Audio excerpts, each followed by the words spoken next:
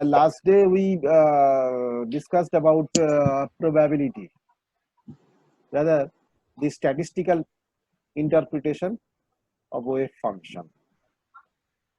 What we discussed that psi itself has basically it doesn't have any special meaning. It is just probability amplitude, but mod psi square is the probability density. So we got the probability density by using this integral. এই mod psi square কি বলে না, mod psi square বলে যে probability density for finding the particle at point x and at time t. তো আমরা দেখেছি যে mod psi square টা টোটাল ভ্যালুটা 1 হবে, কারণ টোটাল probability is 1. যদি পার্টিকেলটাকে সত্যি কোনো একটা সার্টেন রিজিয়নের মধ্যে পেতে হয়, then probability must be 1. So আমি যদি in general minus infinity থেকে plus infinity mod psi square কে integrate করি, it will give you 1. ঠিক আছে? তো this will give you 1. So without this statistical interpretation would be nonsense, because যদি পার্টিকেলটা কোনো একটা জায়গায় থেকে থাকে তাহলে minus infinity to plus infinity mod psi square K integrate করলে এটা 1 পেতেই হবে. 1 means the particle is somewhere within minus infinity to plus infinity. আর ইন্টিগ্রেশনটা dx এর ইন্টিগ্রেশন, x এর উপর ইন্টিগ্রেশন, সুতরাং particle is somewhere within the space. এটা হচ্ছে মূল কথা. তো এখন however this requirement should disturb you. Why? Now after all, wave function is supposed to be determined by the Schrodinger equation, and we can't go imposing an extraneous condition on psi without checking that the two are consistent. At a glance আমরা যদি ওই Schrodinger ইকুয়েশনটাকে দেখি, it reveals that if psi xt is a solution, আগে এটা আমরা করেছি যে psi xt যদি সলিউশন হয় তাহলে a psi xt অর্থাৎ psi xt কে আমি একটা মাল্টিপ্লায়ার দিয়ে মাল্টিপ্লাই করলাম, psi xt কে একটা মাল্টিপ্লায়ার দিয়ে মাল্টিপ্লাই করলাম, that should be another solution of the Schrodinger equation. আবার বলি যে psi xt যদি Schrodinger ইকুয়েশনের একটা সলিউশন হয়ে থাকে তাহলে কিন্তু a psi xt is another solution. We are going towards something normalization. কেন আমি এটা বলছি সেটা বুঝতে পারবে. at a glance দেখলে মনে হবে যে আরে এটা আবার কি ব্যাপার, যে psi xt যদি সলিউশন হয়, a psi xt আর একটা সলিউশন, এটা কিরকম ব্যাপার, কিন্তু এটা হতেই হবে. তার কারণ হচ্ছে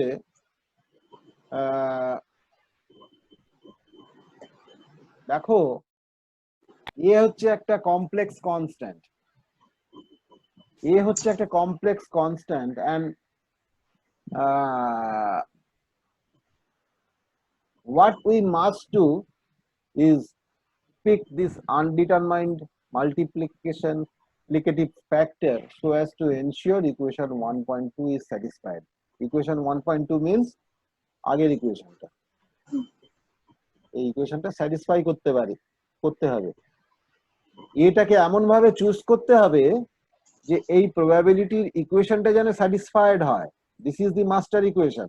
এটা তো হতেই হবে, এটা তো নির্মম সত্য যে minus infinity to plus infinity mod psi xt square dx that should be 1, because যদি পার্টিকেলটা সত্যি থেকে থাকে তাহলে এটা হতেই হবে।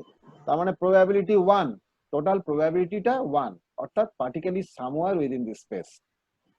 এইটা যদি হতে হয় তাহলে এটাকে এমন ভাবে চুজ করতে হবে, অর্থাৎ আমি এখানে বলছি সাই এক্সটি যদি একটা সলিউশন হয় তাহলে এ সাই এক্সটি ইজ অ্যানাদার সলিউশন। তো এ সাই এক্সটিটাকে যদি সলিউশন হতে হয় তাহলে এটাকে এমন ভাবে চুজ করতে হবে, this multiplicative constant A should be chosen such that this equation is satisfied. এই ইকুয়েশনটা স্যাটিসফাইড হতে হবে, এই ইকুয়েশনটা স্যাটিসফাইড হতে হবে। তো এইটা দিস ইজ এই যে প্রসেস, এই প্রসেসটাকে বলা হয় নরমালাইজিং দি ওয়েভ ফাংশন। এই যে প্রসেসটা বললাম যে integral minus infinity to plus infinity mod Sai XT square, এই যে জিনিসটা, এই জিনিসটা 1 হতে হবে, অর্থাৎ এটাকে এমন ভাবে চুজ করতে হবে যাতে ওই ইকুয়েশনটা স্যাটিসফাইড হয়। This is called normalising the wave function. For some solutions to the Schrödinger equation the integral is infinite. হতে পারে কিছু সলিউশনের জন্য শ্রোডিঞ্জার ইকুয়েশনের কিছু সলিউশন যদি ইন্টিগ্রালটা ইনফাইনাইট দেয় তাহলে কিন্তু আমরা কোনো মাল্টিপ্লিকেটিভ ফ্যাক্টর খুঁজে বার করতে পারবো না যেটা ওই আগের ওই ইন্টিগ্রালটাকে 1 করবে। কি বললাম বুঝতে পারছো কল্পিতা? হ্যাঁ। তো মানে আমি বলছি যে সাইটা যদি এমন এমন সলিউশন বেরোয় যে যে ইন্টিগ্রালটা ইনফাইনাইট হয়ে গেল, তাহলে তো আমি কোনো মাল্টিপ্লিকেটিভ কনস্ট্যান্ট খুঁজে পাবো না। কাজেই সেক্ষেত্রে আমরা বলবো যে ফাংশনটা হচ্ছে নন নরমালাইজেবল। হ্যাঁ, অর্থাৎ কোনো মাল্টিপ্লিকেটিভ ফ্যাক্টর চুজ করেই আমি ফাংশনটাকে নরমালাইজ করতে পারবো না, সেই জন্য নন নরমালাইজেবল সলিউশন। এখন এই নন নরমালাইজেবল সলিউশন মানে আচ্ছা, এখানে এই সাই ইকুয়ালস 0 হলেও কিন্তু একই ঘটনা ঘটবে। সাই ইকুয়ালস ইনফিনিটি হলেও যা হবে, মানে সাইটা ব্লো আপ করলেও যা হবে, আর সাই ইকুয়ালস 0 হলেও কিন্তু তাই হবে। হ্যাঁ, এই দুটো কেসেই আমি বলবো যে সাইটা হচ্ছে নন নরমালাইজেবল। এই দুটো কেসেই আমি বলবো সাইটা হচ্ছে নন নরমালাইজেবল সলিউশন। কাজেই এই নন নরমালাইজেবল সলিউশন কিন্তু কোনো পার্টিকেলকে রিপ্রেজেন্ট করে না, অর্থাৎ পার্টিকেল এক্সিস্ট করছে এটা আমি হলফ করে বলতে পারি না। তো কাজেই সেই ধরনের সলিউশনকে আমরা ফিজিক্যালি অ্যাকসেপ্ট করতে পারি না, ওগুলোকে আমরা রিজেক্ট করি, সেই ধরনের সলিউশনগুলোকে আমরা রিজেক্ট করি। তো ফিজিক্যালি রিয়েলাইজেবল স্টেটস হতে গেলে that corresponds to the square integrable solutions to the Schrodinger equation. এই স্কোয়ার ইন্টিগ্রেবল সলিউশনস গুলো আমরা পরে বোঝার চেষ্টা করব যে কোনগুলোকে স্কোয়ার ইন্টিগ্রেবল সলিউশনস বলা হয়। এই মুহূর্তে আমরা শুধুমাত্র নরমালাইজেশনের ইম্পর্টেন্সটাকেই বোঝার চেষ্টা করছি, ঠিক আছে? কাজেই আমি আবার খুব ছোট্ট করে যদি সামারি করি তাহলে এই সাম কনস্ট্যান্ট, হ্যাঁ, এই সাম কনস্ট্যান্ট যেটা কিনা এই সলিউশনটাকে নরমালাইজ করে, অর্থাৎ integral minus infinity to plus infinity mod Sai XT square d x, হ্যাঁ, এই ইকুয়েশনটাকে 1 করতে সাহায্য করবে। ঠিক আছে, যদি কোনোভাবে এটা সম্ভব না হয় তাহলে কিন্তু সেই সলিউশনটা ফিজিক্যালি অ্যাকসেপ্টেবল সলিউশন আমরা ধরতে পারি না। কোন কোন ক্ষেত্রে এগুলো হয়? যদি সাইটা ব্লো আপ করে বা সাইটা যদি 0 হয় তাহলে আমরা কোনো মাল্টিপ্লিকেটিভ ফ্যাক্টর খুঁজে পাবো না যেটা ওই ইকুয়েশনটাকে 1 করবে। সুতরাং সেগুলোকে আমরা নন নরমালাইজেবল সলিউশন বলবো, and that cannot represent physically realizable solutions, and that cannot represent a real particle, and the solution must be rejected. এখন একটা প্রশ্ন আছে, প্রশ্নটা কি না, সাপোজ আমি at t equals 0 তে ফাংশনটাকে নরমালাইজ করলাম, আমি at t equals 0 তে ওয়েভ ফাংশনটাকে নরমালাইজ করলাম। হ্যাঁ, তো আমি কি করে অ্যাসিওর করব যে how do I know that it will stay normalised as time goes on and psi evolves? at t equals 0 আমি ওয়েভ ফাংশনটাকে নরমালাইজ করলাম। এবার তো টাইমের সাথে সাথে ওয়েভ ফাংশনটা ইভলভ করছে। হ্যাঁ, হাউ ক্যান ইউ গ্যারান্টি যে ওয়েভ ফাংশনটা অ্যাট অল টাইমস নরমালাইজ থাকবে? অল টাইম নরমালাইজ থাকবে আমি তো বলতে পারি at t equals t plus delta t সময়ে সাইটা নরমালাইজ নেই, নন নরমালাইজড হয়ে গেছে, তখন তাকে আবার নরমালাইজ করতে হবে। আবার তার t equals t plus ধরো n delta t টাইম পরে সাইটা আর নরমালাইজ নেই, তখন আবার আমাকে সেই অবস্থাতে নরমালাইজেশন কনস্ট্যান্ট খুঁজে বার করতে হবে, করে তাকে নরমালাইজ করতে হবে। এটা তো আমি বলতেই পারতাম।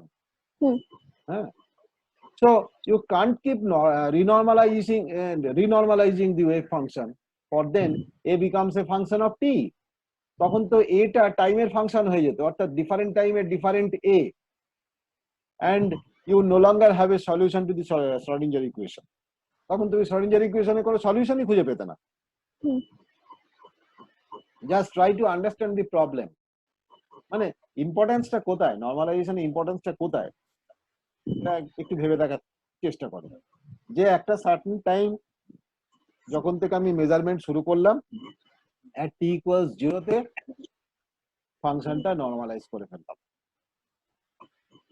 সেই নরমালাইজেশনটা যে থাকবে, তাহলে সেই নরমালাইজেশনটা যে থাকবে সেটার গ্যারান্টি কোথায়? অর্থাৎ t equals t plus n delta t time পরে ওই ওয়েভ ফাংশনটা যত ইভলভ করছে, নরমালাইজেশনটা তো নষ্ট হয়ে যেতে পারে, নাও থাকতে পারে। সেক্ষেত্রে আমার কি হতো না, প্রত্যেকটা টাইমে আমাকে একটা করে ওয়েভ নরমালাইজিং কনস্ট্যান্ট খুঁজে বার করতে হতো। অর্থাৎ এ যেটা নরমালাইজিং কনস্ট্যান্ট বলছিলাম, that would be a function of time, and আমরা তখন শ্রোডিঞ্জার ইকুয়েশনের সলিউশন খুঁজে বার করতে পারতাম না।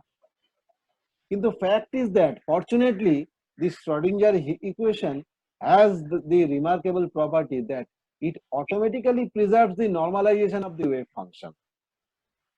Schrodinger equation এর বিউটিটা এইটাই যে এটা অটোমেটিক্যালি নরমালাইজেশনটাকে প্রিজার্ভ করে, that automatically preserves the normalization of the wave function. That is the beauty of the Schrodinger equation. Without this crucial feature, the Schrodinger equation would be incompatible with the statistical interpretation, and the whole theory would crumble. কাজেই থিওরিটা দাঁড়াতো না, যদি এই ফিচারটা না থাকতো তাহলে কিন্তু থিওরিটা দাঁড়াতো না। কাজেই so what is important is that we would better pursue for a careful proof, সত্যি যেটা হয় তার প্রমাণটা কোথায়। আমরা দেখো এই জিনিসটার টাইম ডেরিভেটিভ করছি, অর্থাৎ ওই যে আমার প্রবাবিলিটি ইকুয়েশনটা integration minus infinity to plus infinity mod psi square dx, যেটা আমার 1 হয়েছিল, তো আমি সেইটার টাইম ডেরিভেটিভ বার করছি। সেটার time derivative DDT of this, দেখো লেফট হ্যান্ড সাইডে ডিডিটি অফ দিস। হ্যাঁ, এবার রাইট হ্যান্ড সাইডটা হচ্ছে, এখন এটাকে ভেতরে ঢুকিয়ে দিলাম, ন্যাচারালি ওটা পার্সিয়াল হয়ে গেল, del del t of mod psi x t square d x. হ্যাঁ, অর্থাৎ integrand is a function only of time. So I use the total derivative ddt in the first expression, but the integrand is a function of x and t, কাজেই এটা partial হয়ে ভেতরে ঢুকে গেল, derivative del del টি। কাজেই এই rule অনুযায়ী এবার দেখো এই del del t of x mod x square, মানে এটা সংক্ষিপ্ত আকারে এই এক্স টিটাকে না লিখে এটা লেখা হয়েছে। এইটাকে তো আমি লিখতে পারি যে সাই স্টার সাই, অ্যাকচুয়ালি মড সাই স্কোয়ার আমি প্রথম দিনই বলেছিলাম, that can be written as psi star psi, যেখানে সাই স্টার হচ্ছে complex conjugate of psi, complex conjugate of psi. So del del t of psi star psi, সেইটাকে যে তুমি ভাঙো সেটা হবে psi star del psi del t plus del psi star del t psi. This equation. So Schrodinger equation কি বলছে? না Schrodinger equation বলছে যে del psi del t equals I h cross over 2m del 2 psi del x2 minus I by h cross v psi. এইটা Schrodinger equation এ ছিল। হ্যাঁ, hence also taking the complex conjugate of this, এই ইকুয়েশনটার complex conjugate নিলাম। এই ইকুয়েশনটার complex conjugate নিলে যেটা আসছে সেটা হচ্ছে এইটা del psi star del t that is equals minus I h cross, minus হয়ে গেল, আইটা মাইনাস হয়ে গেল, মাইনাস আই হয়ে গেল, minus I h cross over 2m del 2 psiটা psi star হয়ে গেল, del 2 psi star del x2 plus I by h cross v psi star.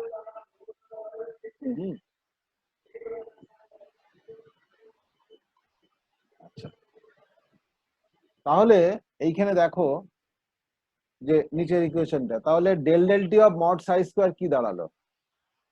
Del del t of mod psi square দাঁড়ালো, তুমি যদি এই del psi del t আর del psi star del t এই দুটো তুমি যদি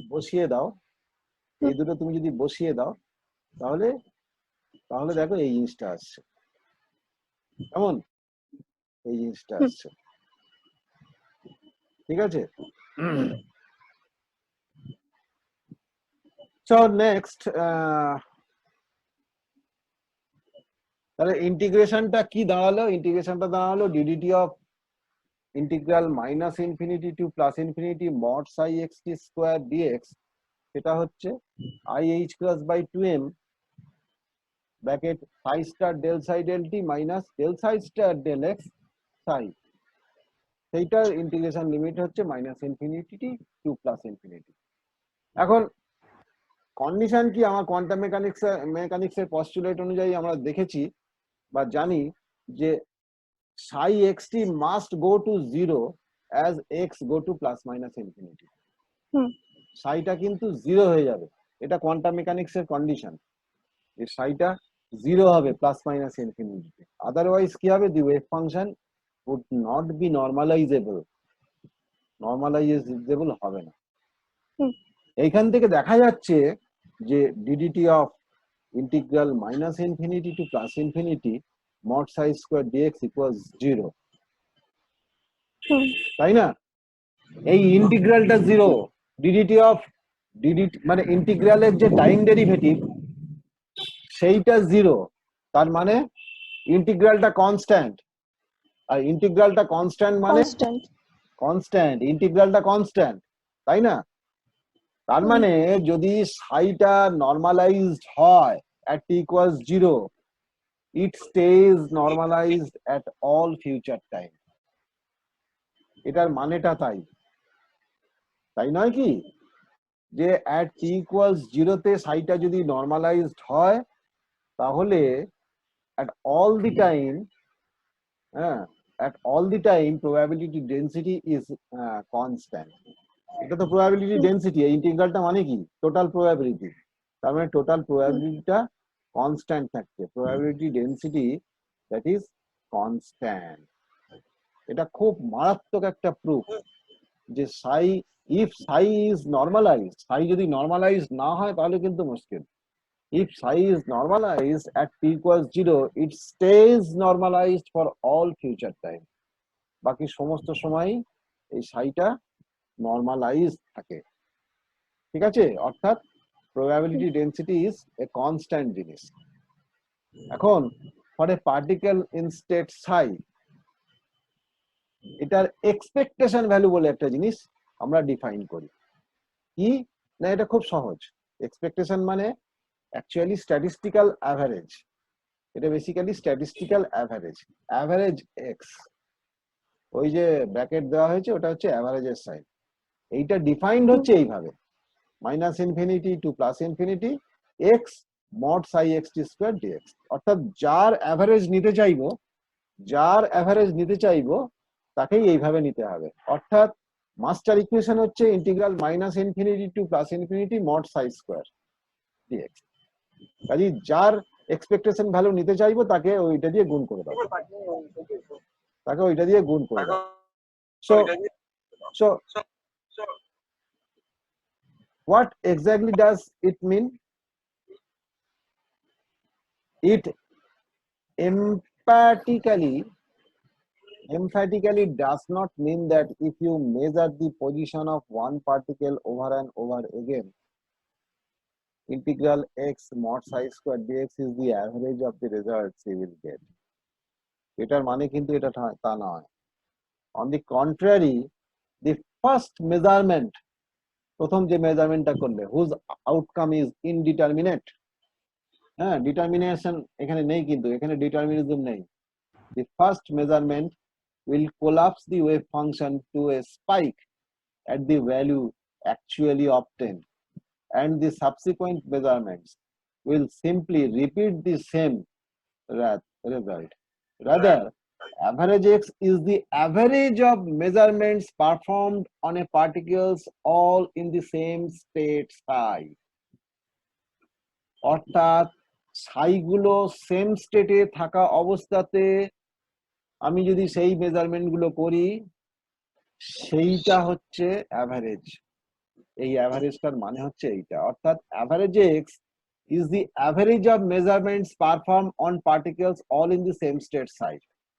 সেম স্টেট psi মানে psi যদি ডিফারেন্ট স্টেটে থাকে, ধরো ডিফারেন্ট এক্সাইটেড স্টেটে রয়েছে, তার অ্যাভারেজ করে দিলাম, তাহলে কিন্তু সেটা নয়। এই অ্যাভারেজটা কিন্তু স্ট্যাটিস্টিক্যাল অ্যাভারেজ, অর্থাৎ এই সাইগুলো, যে সাইগুলো একটা পার্টিকুলার স্টেটে আছে সেই সাইগুলোর উপর অ্যাভারেজ, যে সাইগুলো একটা পার্টিকুলার স্টেটে আছে সেই সাইগুলোর অ্যাভারেজ। এটা কি বোঝা গেল কিছু অর্পিতা? মানে আনসেম্বলের আইডিয়া, আনসেম্বল বা এনসেম্বল যাই বলো না কেন, অর্থাৎ পার্টিকেল, অর্থাৎ যে স্টেট, যে all in the same state, অর্থাৎ যে সাইগুলো একই স্টেটে আছে, ধরো চারটে স্টেট আছে, 0 স্টেট, 1 স্টেট, 2 স্টেট, 3 স্টেট, হ্যাঁ, টোটাল হয়তো সাইয়ের সংখ্যা হয়তো 5 লক্ষ, টোটাল সাইয়ের সংখ্যা হয়তো 5 লক্ষ। এইবারে 0 স্টেটে 1.5 লক্ষ আছে, 1 স্টেটে 1 লক্ষ আছে, 2 স্টেটে 3 লক্ষ, 2 লক্ষ আছে, তার মানে কত হলো 4.5, আর বাকি 50,000 4th স্টেটে আছে। আমি যদি অ্যাভারেজ করি, অ্যাভারেজ অফ পজিশন, তাহলে কিন্তু কোন স্টেটে কতগুলো আছে সেটা তোমাকে মাথায় রাখতে হবে। অর্থাৎ 0 স্টেটের উপর অ্যাভারেজ তুমি যদি নাও, তাহলে সেই স্টেটে সবকটা সাই একই স্টেটে রয়েছে, তো সেইগুলোর উপর অ্যাভারেজ, বা স্টেট 1 এ যে কটা সাই সেইগুলোর উপর অ্যাভারেজ, নট দ্যাট যে সবকটা স্টেটের সাইগুলোকে নিয়ে আমি অ্যাভারেজ করছি, ঠিক আছে?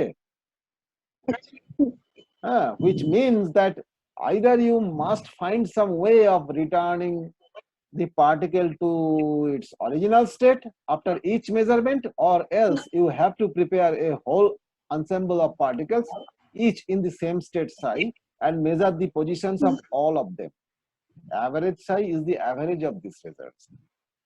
এইটাকে বলা হয় expectation value, expectation value. So, and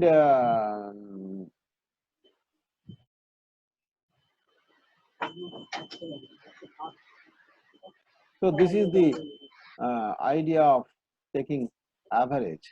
এখন দেখো এই ওইখানে যদি তুমি ভ্যালু গুলো বসাও, now as time goes on, average x will change, হ্যাঁ, because of the time dependence of psi, অর্থাৎ psiটা তো টাইমের সাথে সাথে ইভলভ করছে, কাজেই তোমার এই এক্সপেকটেশন ভ্যালুটার কি অবস্থা হবে? তাহলে তার যদি টাইম ডেরিভেটিভ নিই, তাহলে দেখো ইন্টিগ্রালের মধ্যে আমার ইন্টিগ্রালের মধ্যে x del del t of mod psi square dx, এইটাই, হ্যাঁ। সো দ্যাট ইজ বেসিক্যালি আমি আগের ইকুয়েশন থেকে পেলাম i(h cross over 2m integral of x del del x, এই জিনিসটা বসিয়ে দিলাম আগের ইকুয়েশন থেকে যেটা পেলাম। তো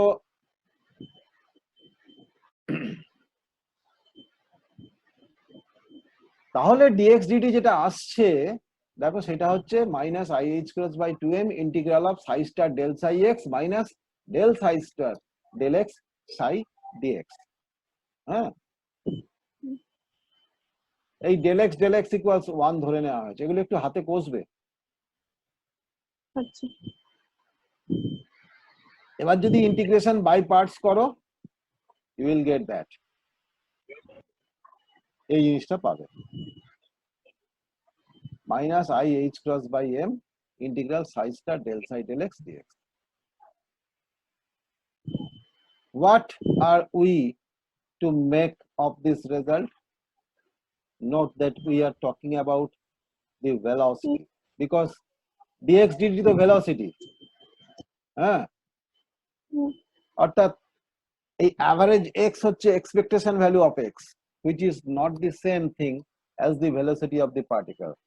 Nothing we have seen so far would enable us to calculate the velocity of a particle. It's not even clear what velocity means in quantum mechanics. If the particle doesn't have a deterministic position prior to measurement, neither does it have a well-defined velocity. All we could reasonably ask for the probability of getting a particular value, because এখানে তো deterministically বলতে পারি না, probability of getting a particular value। হ্যাঁ, আমরা পরে দেখবো যে how to construct the probability density for velocity and for a given psi. For our present purpose, it will be sufficient to postulate that the expectation value of the velocity is equal to the time derivative of the expectation value of position. Position এর expectation value তার derivative যদি করি তাহলে এইটা পাবো। তার মানে এইটা আমরা এখান থেকে বলতে পারি যে অ্যাকচুয়ালি আমরা যেহেতু অ্যাভারেজ এক্সটা পেয়েছি, যে সেম স্টেটে যে সাইগুলো আছে তাদের ডিসপ্লেসমেন্ট গুলোর অ্যাভারেজ নিয়ে আমরা বলতে পারি এই ভেলোসিটি যেটা পেলাম, expectation value of the velocity, সেটা কিন্তু ওই measured on the same state of সাই, কাজে এইটুকু আমরা এখান থেকে বলতে পারি। তো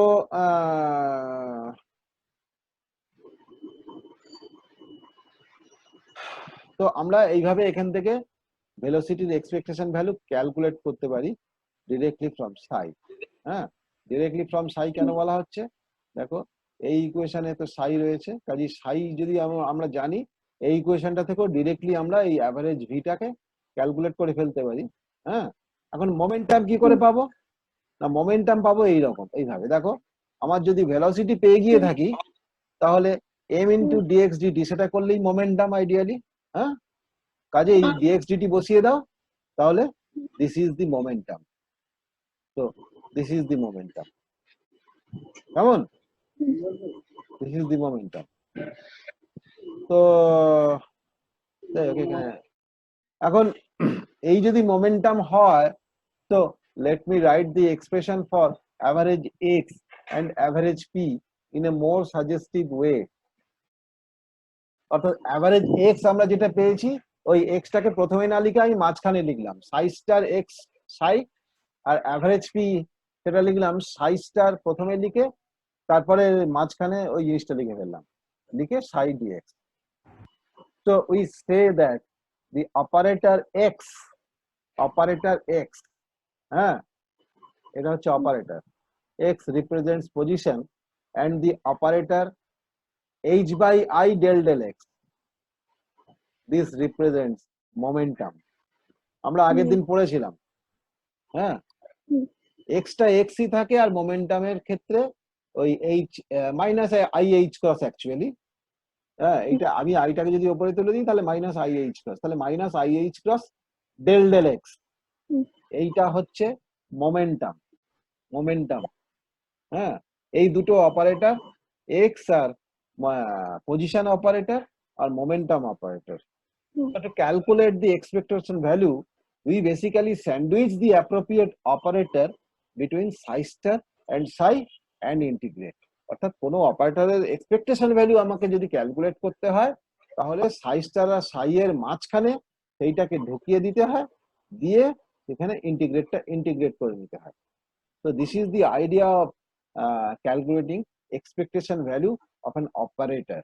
অর্থাৎ এক্সপেকটেশন ভ্যালুটা কিন্তু হয় অপারেটরের, এক্সপেকটেশন ভ্যালুটা হয় অপারেটরের। হ্যাঁ, কাজেই এখানে আমরা দুটো অপারেটরের কথা জানতে পারলাম, একটা হচ্ছে পজিশন অপারেটর আর আরেকটা হচ্ছে মোমেন্টাম অপারেটর। একটা হচ্ছে পজিশন অপারেটর আর আরেকটা হচ্ছে মোমেন্টাম অপারেটর। কাজেই পজিশন অপারেটরের আমি যদি এক্সপেকটেশন ভ্যালু ক্যালকুলেট করতে চাই, তাহলে সাই স্টার আর সাই এর মাঝখানে আমি পজিশন অপারেটরটাকে বসিয়ে দেবো। আর মোমেন্টামের যদি এক্সপেকটেশন ভ্যালু বার করতে চাই, তাহলে মোমেন্টাম অপারেটরকে সাই স্টার আর সাই এর মাঝখানে ঢুকিয়ে দেবো। হ্যাঁ, so this is the definition of position and momentum operator. মানে আমরা মোমেন্টাম আর পজিশন অপারেটর পেলাম কি করে, সেইটার উত্তর হচ্ছে এইটা। হ্যাঁ, তো এখন দেখো, that is very nice, but what about other quantities?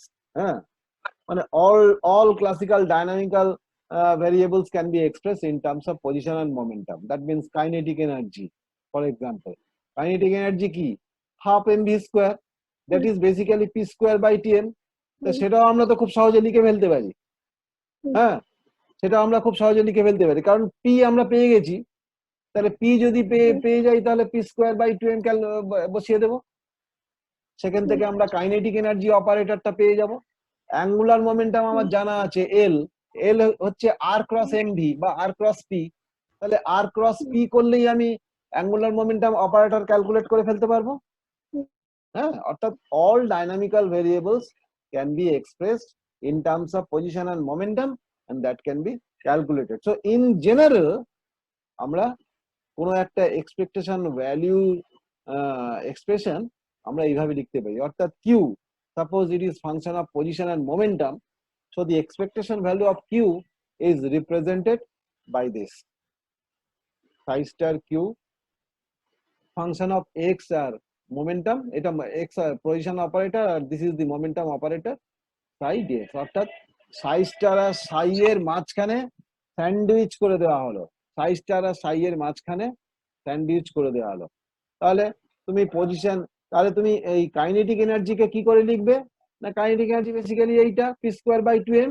দেখো, পি স্কোয়ার বাই 2m করে আমি এই জিনিসটা পেয়েছি, minus h square cross square by 2m, হ্যাঁ, psi star del two psi del x two dx. বোঝা গেল? কাজেই এই যে ইকুয়েশনটা, এই equation 1.36, that is basically a recipe for computing the expectation value of any dynamical quantity for a particle in state psi. It subsumes equation 1.34 and 1.35 as special cases. So we have tried in this section to make equation 1.36 plausible given Born's statistical interpretation, but the truth is that this represents such a radically new way of doing business, and that's a good idea to get some practice using it before we come back and put it on a former theoretical foundation.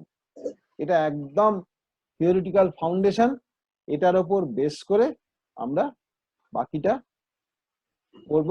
আমি এই নোটসটা upload করে দিচ্ছি, তোমরা এটা নিয়ে পড়াশোনা করো, ঠিক আছে?